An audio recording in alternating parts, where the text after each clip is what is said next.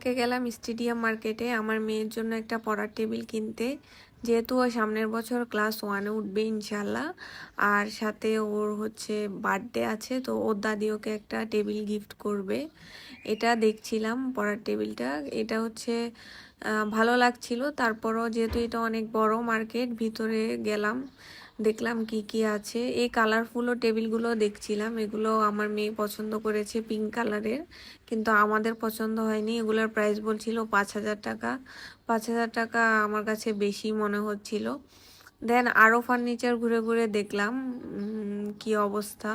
তারপরে হচ্ছে এই টেবিলটা দেখলাম, এটা হচ্ছে আমাদের সবার পছন্দ হয়েছে, আমার মেয়েরও বেশ পছন্দ হয়েছে। এটা একটু ফোল্ড করা যায়, যেহেতু ফোল্ড করা যায়, ফোল্ড করা টেবিলগুলোতে একটু ইজি, সুবিধা বেশি বাসায়।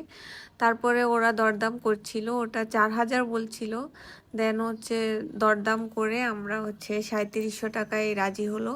সাথে এই চেয়ারটাও নিলাম, চেয়ারটা ছিল 700 টাকা আর টেবিলটা হচ্ছে 3700 টাকা। দুটো আলাদা আলাদা প্রাইস ছিল দুটো।